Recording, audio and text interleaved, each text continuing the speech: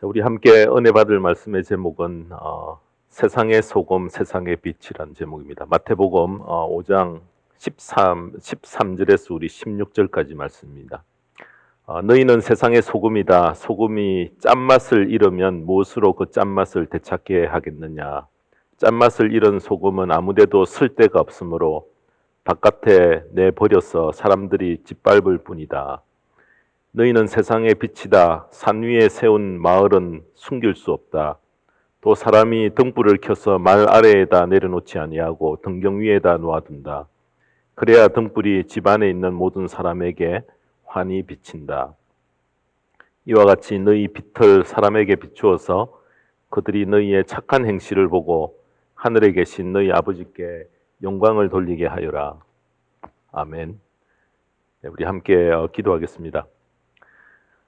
하나님 아버지, 오늘도 생명의 말씀으로 저희들을 찾아와 주셔서 이 말씀이 내 인생의 등불이 되어서 우리의 갈 길을 온전히 깨닫고 알고 달려갈 수 있도록 귀한 길잡이 되게 인도하여 주시옵소서. 우리의 흐트러진 마음들을 모아서 하나님의 말씀에 집중하고 기울일 때에 성령께서 우리 마음속에 세미한 음성으로 찾아와 주시고 우리가 살아야 될 귀한 방향들을 일러주시고 인도해 주시옵소서. 오늘도 이 시간 말씀을 전하는 부족한 종의 연약함을 감추어 주시옵기를 원하오며 성령께서 교회에 들려주시는 귀한 음성으로 이 시간 말씀을 받는 저희들 되게 축복하여 주시옵소서. 감사드리며 우리 주 예수 그리스도의 이름 받들어 기도드리옵나이다. 아멘. 이 시간 우리 함께 은혜 받을 말씀의 제목은 세상의 소금, 세상의 빛이라는 제목으로 오늘 말씀 전하겠습니다. 우리 속담에 평양감사보다 소금장수라는 그런 말이 있습니다. 이 말이 왜 생겼는가? 소금이 귀한 때에 생산자와 유통자가 바로 경제적, 사회적으로 아주 큰 영향력을 가지고 있었던 때가 있었습니다. 소금이 중요한 생필품이었고요. 큰 효용 가치가 있어서 부와 권력의 상징이 되었던 때에 바로 소금 장수가 전국 방방곡곡을 이렇게 돌아다니다가 보니까 인터넷이 없던 그 당시에 소금 장수가 마을을 찾아오는 그날은 모든 바깥에 듣지 못했던 그 소식들을 듣는 그런 귀한 날이었고요. 또 소금을 구할 뿐만 아니라 또 우리에게 필요한 그런 모든 것들을 소식들을 전해줄 수 있는 그런 시간이 되었기 때문에 소금이 귀하였고 바로 결제의 수단이 되었기 때문에 바로 평양감사보다 소금장수가 더 낫다라는 그 말이 생겨났다고 합니다. 여러분, 우리가 금 하면은 골드 하면은 사람들이 눈이 번쩍 뜨입니다. 왜냐하면 비싸고 귀하고 소중하기 때문에 그렇습니다. 여러분, 금 중에 가장 비싼 금은 무엇일까요? 바로 순금입니다. 24K라고 하는데 24K는 24번 이렇게 뜨겁게 달구었다가 또 식혔다가 불순물을 24번 정지한 것이고요. 18K는 18번 했다. 그래서 우리가 순금이 가장 비싼 금입니다. 자, 그러면은 금 중에 가장 소중한 금은 뭘까요? 소중한 금. 넌센스인데요. 바로 지금입니다. 지금.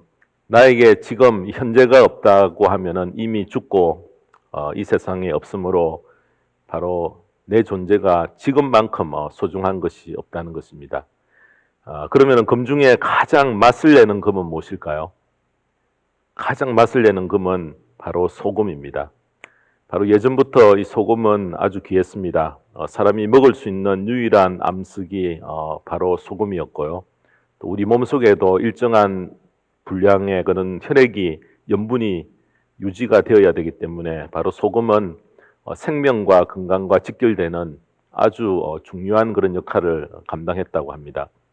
한국의 전통 식단에도 보면은 이렇게 장아찌와 이렇게 젓갈류가 식탁에 늘 찾아오는 것은 바로 냉장고가 없던 시절에 짜게 하여 오랫동안 보관이 쉬웠기 때문에 그렇습니다. 그래서 여러분, 소금의 중요한 역할은 바로 썩는 것을 방지하는 것입니다. 신앙이 더욱 깊어질수록 우리가 이 세상을 향해 이렇게 쳐다볼 때 이 세상이 너무나 많이 썩어 있고 너무나 냄새나며 참 캄캄한 곳이구나라는 것을 우리는 점점점 알게 되어집니다. 그래서 예수님께서 우리로 이 세상의 소금과 세상의 빛으로 삼으신 이유가 바로 여기에 있다 저는 생각이 듭니다. 썩어가는 세상을 향해서 우리가 정화하고 깨끗게 하는 그 임무를 우리에게 감당케 하기 위해서 우리에게 그 사명을 이렇게 맡기셨다는 것입니다. 여러분, 소금의 또 다른 귀한 역할은 음식의 그런 고유한 맛을 이렇게 느끼도록 그렇게 만들어준다는 것입니다. 저희들이 고기와 음식물 또 탕류에 적당히 소금이 들어가야지 최고의 맛을 즐길 수 있다는 것입니다. 여러분, 성도님들 중에는 기쁨을 가져오고요, 또 모든 사람들에게 활력을 불어넣고 또 향기를 바라고 분위기를 살리시는 그런 분이 계십니다. 소금과 같은 역할을 하시는 분입니다. 예수 그리스도의 향기와 또 그 빛을 발하여 소금과 같은 역할을 하기 때문에 그분이 가는 곳마다 선한 영향력을 이렇게 끼치게 되어진다는 것입니다. 특별히 지금과 같이 우리들이 앞날이 불투명하고 또 고통의 때에, 어려운 때에 정말 이 시대에 소금의 역할들을 감당하는, 빛의 역할들을 감당하는 성도님들이 절실히 요구가 되는 바로 그러한 때라고 생각이 됩니다. 고통의 때에 요동치 않고 자기 자신을 굳건히 지킬 수 있는 일꾼들이 나타나기를 주님은 기대하십니다. 그 센 물결 가운데서도 흔들림이 없이 자기 자리를 지킬 수 있어야지 거대한 쓰나미가 이렇게 밀려와도요, 이 땅의 그루터기가 되어 끝까지 그 자리를 유지할 수 있다는 것입니다. 사랑하는 성도 여러분, 앞날이 불투명하고 좀 어둡고 들려오는 소식은 절망적일 때에 하나님께서 세상에서 소금되고 세상에서 빛되는 그런 성도를 찾고 계신다는 것입니다. 그래서 소금과 빛의 역할을 감당할 수 있는 분이 바로 가정과 우리의 직장과 우리의 교회 안에서 단 몇 분이라도 계신다고 하면은 그 주변에 있는 분들에게 큰 영향력을 줄 수 있다고 생각을 합니다.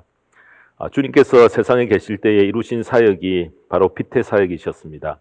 구원의 길을 여셨고요, 또 죽음을 이기시고 부활하여서 영생을 우리에게 안겨주셨고, 빛 대신 이 주님을 모신 자는 비록 혼탁한 세상에 살지만은 늘 빛을 발하는 그런 자리에 나가게 하셨다는 것입니다. 그러므로 주님이 태양빛이셨다고 하면은 우리는 그 태양의 빛을 받아서 반사하는 예수님의 달의 역할을 우리는 감당해야 한다 생각합니다. 그래서 에베소서 5장 8절에서 9절에 보면은 여러분이 전에는 어두움이었으나 지금은 주님 안에서 빛입니다. 빛의 자녀답게 사십시오. 빛의 열매는 모든 선과 의와 진실에 있습니다. 우리가 세상에서 비친 것을 어떻게 합니까? 우리의 착한 행실, 또 우리의 진실한 모습, 우리의 의로운 행동을 보고 세상은 우리가 비친 것을 알게 된다는 것입니다. 지금 참으로 어렵고 힘든 때에 소금과 빛의 역할을 생각조차 못하고 살기 쉽습니다. 내 발에 불도 끄기 힘든데 무슨 빛과 소금의 역할이냐 하지만은 오히려 이런 위기를 당할 때에 여러분 그것을 기회로 삼아서 세상의 빛, 세상의 소금의 역할을 행하는 자리에 저희들이 함께 나가게 되기를 바랍니다. 세상에 빛되고 소금되는 그런 행동 지침 세 가지를 오늘 이 말씀을 통해서 우리에게 증거받기를 원합니다. 첫 번째는 소금과 빛의 역할, 첫 번째는 바로 위기에 휩쓸려 떠내려가지 말고 자신을 끄집어내는 바로 그 삶을 통해서 우리가 소금과 빛의 역할을 감당한다는 것입니다. 지금은 모두가 소리 없는 아우성에 모두 다 떠내려가고 있는데요.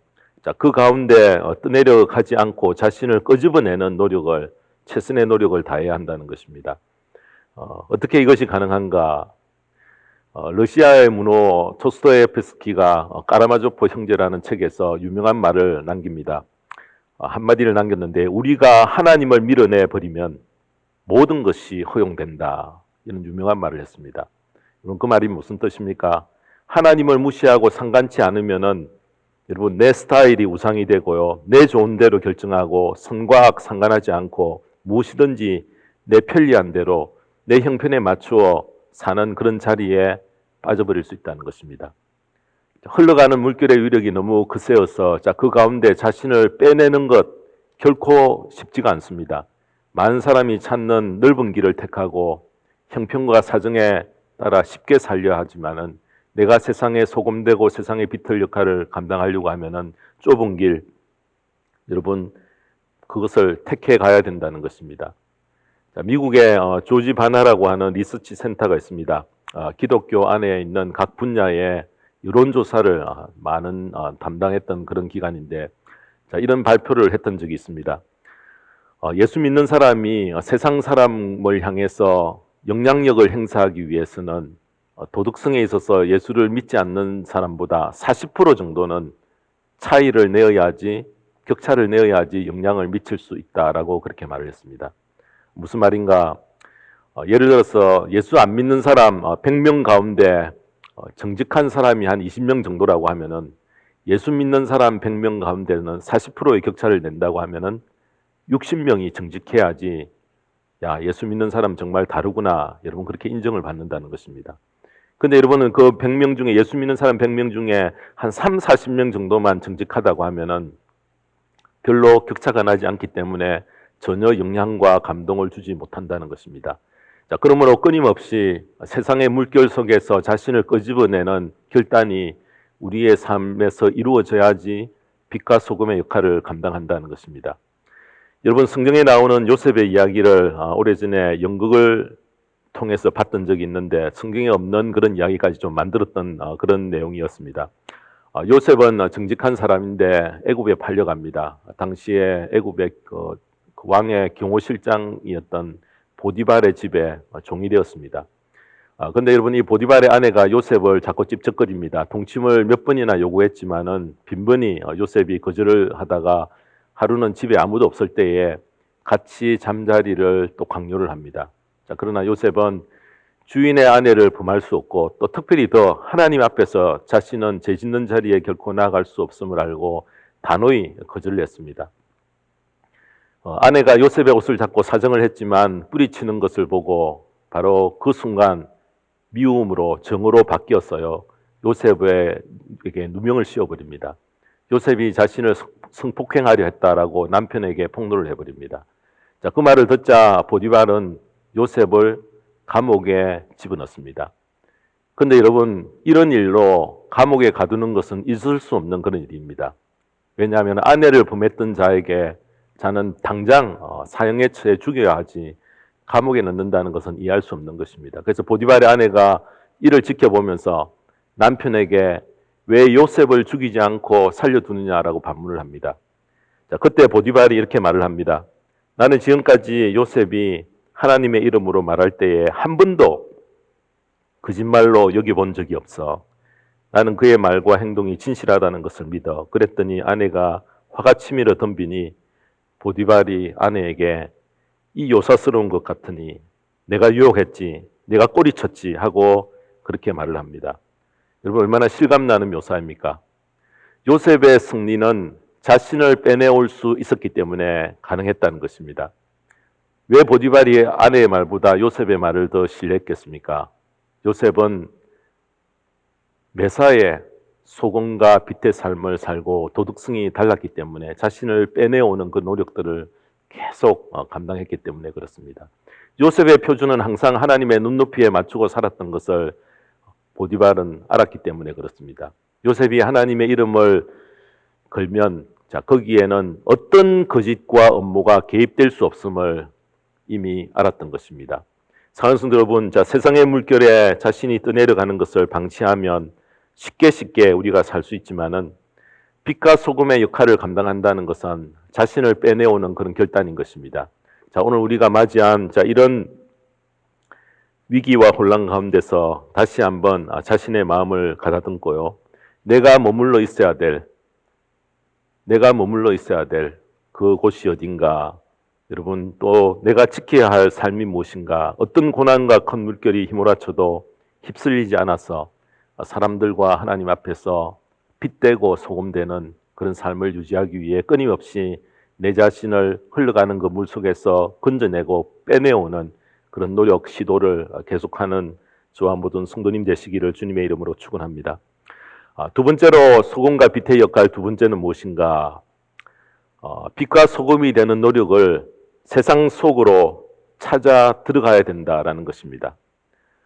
첫 번째는 빼내와야 되지만은 빼내오는 것이 다가 아니고요. 다시 우리는 세상 속으로 펼쳐 들어가야 된다는 것을 말씀합니다.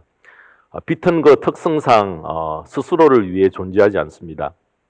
어둠을 쫓아내고 진실을 드러내고 밝히는 그 역할이며, 여러분 소금의 역할이 무엇입니까? 스스로 가만히 있어서는 아무 역할을 감당할 수 없고 녹아서 자신이 없어져야지 비로소 그 효과를 나타낸다는 것입니다.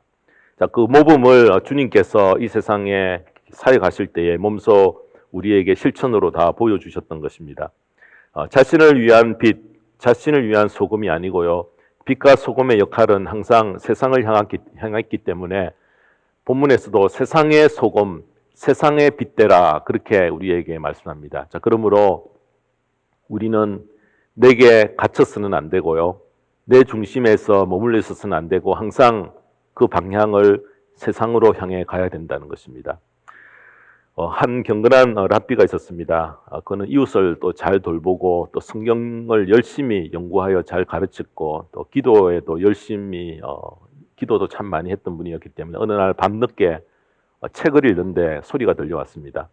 랍비여, 나는 하나님이 당신에게 보낸 천사요, 당신에게 선물을 주려고 하늘로부터 내려왔소.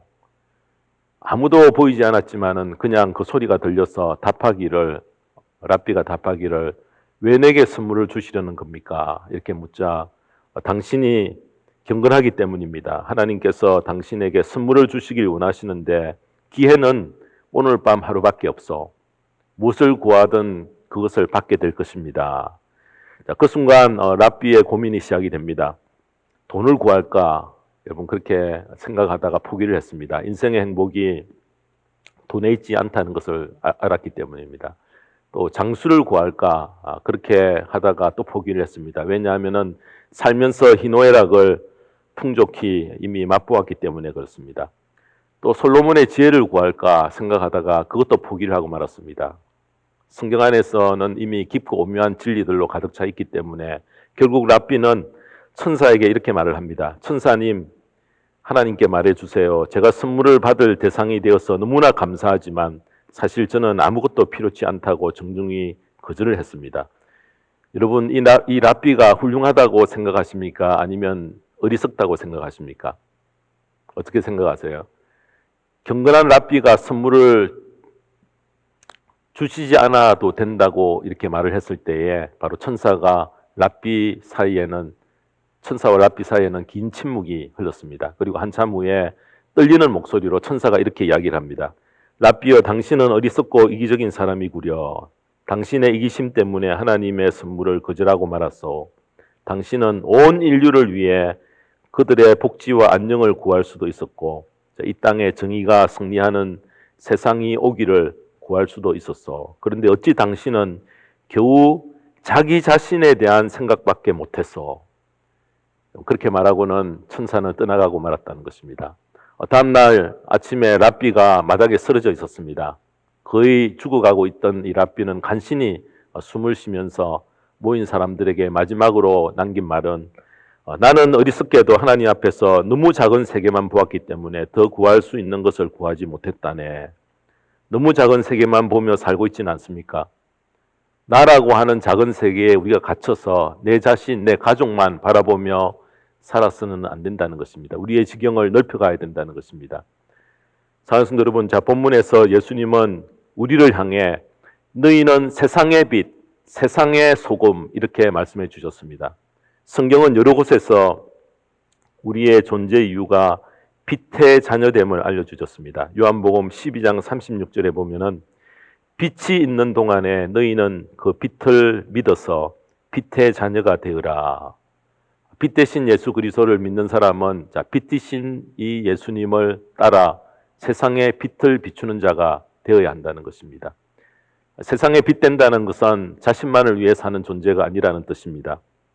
빛과 소금의 역할은 분명히 세상을 향하고 다른 사람을 향해 가야 한다는 것을 분명히 말씀합니다. 그래서 본문 오늘 15절에 보면은 사람이 등불을 켜서 말 아래에다 내려놓지 아니하고 등경 위에다 놓아둔다. 그래야 등불이 집안에 있는 모든 사람에게 환히 비친다라고 빛은 세상을 비추기 위함이라 그렇게 다시 말씀합니다. 사랑하는 성도 여러분, 가만히 자신을 내버려 두면은 우리 자신은 항상 누구에게로 향하는가? 자신에게로 향해 들어옵니다. 그 속에 그냥 갇혀버립니다. 자, 이웃과 세상을 향하는 것 결코 쉽지가 않습니다. 세상의 빛, 세상의 소금으로 우리를 부르셨는데 세상을 향하지 못한 채 사는 것이 오늘 우리의 현실이라는 것입니다. 자, 우리를 자녀 삼아 이렇게 세워주신 것, 이렇게 하나님의 일꾼으로 이렇게 섬기는 자리에 나가게 하신 것은 세상을 향해 소금되고 세상을 향해 빛을 비추기 위함인 줄 아시고요. 그 부르심에 철저히 순종하기 위해 날마다 자신을 부인하고 십자가를 지고 세상을 향해 나아가는 저와 모든 성도님의 거룩한 삶이 되기를 주님의 이름으로 축원합니다. 마지막 세 번째로 소금과 빛의 역할은 무엇인가? 세 번째로 빛과 소금의 역할은 세상의 어둠을 향해 적극적으로 경고할 수 있고 쓴소리를 할 수 있어야 된다라는 것입니다. 우리가 주님을 더 깊이 알고 믿음의 세계가 깊어질수록 내가 어떤 죄인이며 이 세상의 어두움이 어떠한가 우리가 더 깊이 깨닫게 되어집니다. 사탄의 활동과 타락을 점차 깊게 깨닫게 되어지면은 세상을 바라보는 관점이 점점점 달라진다는 것입니다. 여러분, 그 정체를 파악할수록 그들에게 경고하고 쓴소리를 해야 되는 바른 길 가도록 이끌어줘야 될 책임이 바로 소금과 빛의 역할을 감당하는 우리에게 있다는 것입니다. 자, 그러나 여러분, 상대에게 싫은 소리 하는 것 쉽지 않죠. 아주 힘듭니다. 부부 사이에도 조금 이야기를 하면 화가 날까 싶어서 함부로 말을 못합니다. 매우 꺼려집니다. 세상을 향해 경고하기 위해서는 먼저 내 안에 드리워져 있는 모든 어둠의 요소가 정리가 되지 않고서는 경고하기가 힘이 듭니다. 어둠에 머물러 있는 한 빛을 발할 수 없고요. 소금의 역할을 감당할 수 없다는 것입니다. 요한복음 3장 20절에 보면은 주님께서 악한 일을 저지르는 사람은 누구나 빛을 미워하며 빛으로 나오지 않는다. 그것은 자기 행위가 드러날까 보아 두려워하기 때문이다. 자, 우리가 신앙생활을 하다가 어둠에 머물러 있는 사람들을 보면은 대부분 어떻습니까? 침묵합니다. 그냥 보고 지나갑니다. 그런데 정말 사랑하는 그런 관계라고 하면 아끼는 사람이면은 그 잘못을 지적해 줄 때에 그것을 감사함으로 또 받을 수 있어야 되고 지적해 줄 수 있을 그 관계가 정말 깊은 사랑의 관계라는 것입니다. 잘못을 발견하면은 사랑하는 마음으로 권하여 바로잡을 수 있는 관계, 요즘 참 찾기가 힘든 그런 관계입니다. 대부분 여러분 침묵해 버리는 것이 서로가 불편해지지 않는 쉬운 선택이기 때문에 그렇다는 것입니다. 어두움에 빠져 있는지 알지 못하는 자들에게 권고하고 조언하여서 그 어두움에서 빠져나오게 해야 할 책임이 바로 빛과 소금을 감당하는 우리에게 있다는 것입니다. 우리를 세상의 빛, 세상의 소금으로 부르신 이유가 바로 여기에 있습니다.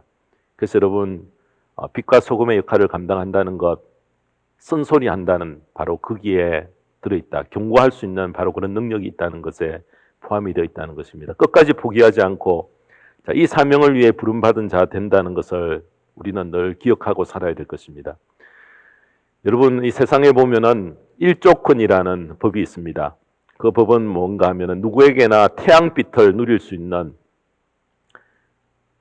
그런 권리가 있다는 것입니다. 예를 들어서 우리 집이 있는데요. 우리 집 앞에 큰 빌딩이 들어섰습니다. 근데 그 빌딩이 들어서면서 우리 집을 가로막아서 햇빛이 들어오는 것을 막아버렸을 때에 햇빛을 가로막은 것에 대해서 법적으로 보상을 받을 수 있는 권리가 일조권입니다. 하나님을 알지 못하는 세상 사람들에게 일조권이 있습니다. 하나님의 영광의 빛을 받아서 그들은 누릴 수 있는 그런 권리가 그들에게 있음을 아는 사람이 바로 누군가 빛과 소금의 역할을 감당하는 자들인 것입니다. 자, 그들에게 하나님의 영광이 비춰지도록 우리를 세상의 빛, 세상의 소금으로 불러 그 사명을 감당케 하셨다는 것입니다. 자, 그들이 그 빛을 누리도록 해주어야 할 사명자로 우리를 불러셨다는 것입니다. 자, 그 의무를 우리가 감당해야 합니다. 혹 우리가 그들이 누려야 할 하나님의 영광의 빛을 차단하고 있지는 않는지, 나 때문에 사람들이 하나님의 영광을 보지 못하고 오히려 눈을 어둡게 만들지 않는가? 내 자신을 조심스럽게 살펴야 된다는 것입니다. 자, 우리가 경고하지 못하여 직무유기한 결과를 13절은 이렇게 밝힙니다. 너희는 세상의 소금이다. 소금이 짠맛을 잃으면 무엇으로 그 짠맛을 되찾게 하겠느냐?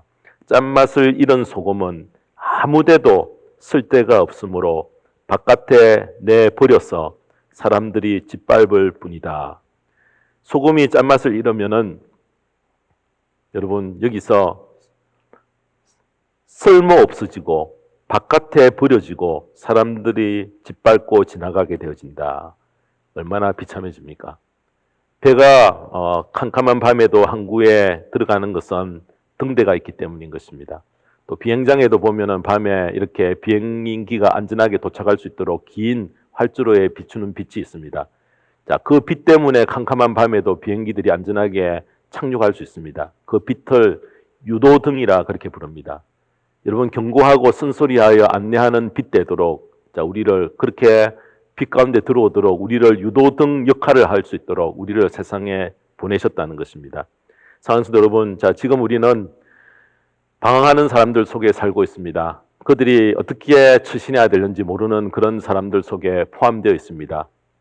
빛이 비치도록 경고하고 쓴소리하여서 그들을 그리스도 예수 안에서 참 평안을 누리도록 경고하고 쓴소리할 수 있는 그런 용기가 내게 있는가 없는가? 자, 있으면은 우리는 빛의 소금의 역할을 감당한다는 것입니다. 이 사명을 저버리지 않고 자, 우리 모두 세상의 소금, 세상의 빛으로 이 땅의 삶을 마감하고 주님 앞에 설 수 있는 귀한 복된 자리에 함께 나가게 되기를 주님의 이름으로 축원합니다.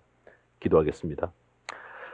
하나님 아버지, 저희들이 예측이 불가능하고 심히 어려운 때에 살고 있습니다. 저희들을 긍휼히 여겨주시고 믿음의 사람으로 세상에 소금되고 세상에 빛된 사명을 받은 하나님의 자녀로서 의연하게 이 모든 고난을 통과하며 사명을 감당하는 자리에 나아가기 위해 오늘도 우리에게 빛과 소금되는 이 말씀을 허락하신 줄 믿습니다. 맨 먼저 위기에 휩쓸려 떠내려가지 않도록 내 자신을 그 가운데 꺼내오는 그 역할들 하게 하시고 그러나 세상 속으로 다시 찾아 들어가서 맡기신 빛된 사명, 소금의 사명을 감당하여서 혼탁한 세상을 향해 올바른 경고를 바랄 수 있는 귀한 믿음으로 무장하는 저희들 되게 인도하여 주시옵소서. 코로나 바이러스가 하루빨리 마무리되도록 하나님의 전능하신 손길이 펼쳐지게 하시고 함께 모여 예배할 수 있는 날을 허락해 주셔서 각자에게 맡겨주신 귀한 사명 우리가 저버리지 않고 이 어려운 때라도 그 처한 모든 형편과 사정 가운데서 빛과 소금의 사명을 감당하겠다는 그 귀한 결심 가지고 살아갈 수 있는 저희들 되게 하여 주시고 복된 자리에 나가는 저희들 되게 하여 주시옵소서. 감사드리며 우리 주 예수 그리스도의 이름 받들어 기도드리옵나이다. 아멘.